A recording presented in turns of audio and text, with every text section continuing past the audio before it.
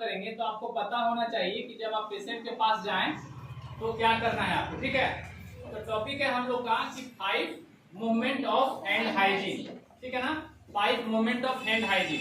इसमें क्या है कि सबसे पहले हम लोग अगर किसी पेशेंट के पास जाते हैं, यानी कि पेशेंट को टच करने से पहले, यानी before touching patient hand wash करेंगे, ठीक है ना। किसी पेशेंट है, ठीक है, कुछ नहीं करने जा रहे हैं, उसका हालचाल भी लेने जा रहे हैं, गप नहीं करेंगे आगे में, हम लोग हालचाल लेने जा रहे हैं या पूछने जा रहे हैं कैसे हैं, ठीक है, टच करेंगे ना शरीर को। हो सकता है हमारे हाथों में कुछ लगा रहे, ऑलरेडी बेचारा बीमार है तो और बीमार हो सकता है अगर हम उससे और इन्फेक्टेड करें तो 5 मोमेंट ऑफ हैंड हाइजीन का पहला जो है वो है बिफोर टचिंग पेशेंट, मतलब पेशेंट को छूने से पहले हम हैंड का हाइजीन करेंगे, मतलब हाथ को साफ करेंगे। उसके बाद पेशेंट को छूने के बाद हम आएंगे तो दोबारा से हैंड वॉश करेंगे, यानी कि आफ्टर टचिंग पेशेंट। एक था पेशेंट को छूने से पहले, दूसरा हो गया पेशेंट को छूने के बाद, 2 हो गया। हम लोग को 5 मोमेंट पढ़ना है, मतलब 5 ऐसा पल। मोमेंट मैंने क्या हो गया कि कब कब हम हाथ धोएं, ये मोमेंट हो गया, कब कब हाथ धोएं, पता ना, इस मोमेंट पे, अच्छे मोमेंट पे, बुरे मोमेंट पे। तो यहां से समझना है कि 5 मोमेंट का मतलब हो गया कि हॉस्पिटल में किन किन मोमेंट में हमको हाथ धोना है, हो गया 2।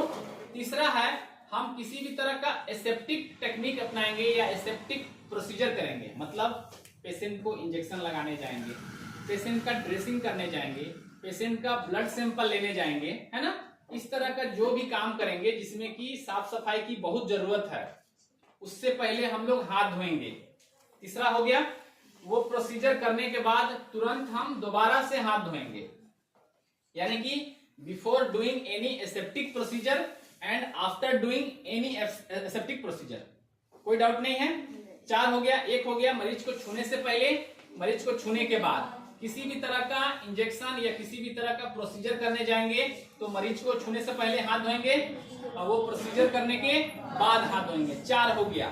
5वां हो गया हम मरीज के पास जाएंगे तो मरीज को भी नहीं छुएंगे, ना ही कोई सुइया हुआ करेंगे, लेकिन अगर मरीज के अगल बगल कोई सामान रखा है, कोई चीज रखा है या मरीज के अगल बगल हमारा हाथ टच होता है तो उसके बाद हम धोएंगे। 5 हो गया ना।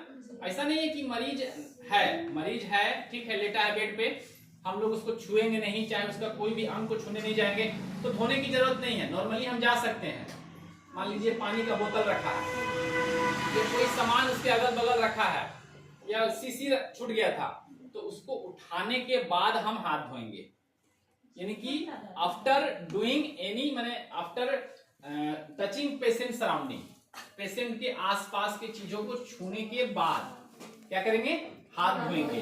तो ये 5 मोमेंट ऑफ हैंड हाइजीन है जो बहुत ज्यादा इंपॉर्टेंट है। बात समझा गया ना। इससे आप पेशेंट को इन्फेक्शन से बचा सकते हैं, खुद को इन्फेक्शन से बचा सकते हैं और एक आप अच्छा मोमेंट का पालन कर सकते हैं। समझ में आ गया। तो ये हो गया 2। आप लोग क्लियर हो गया बोलो।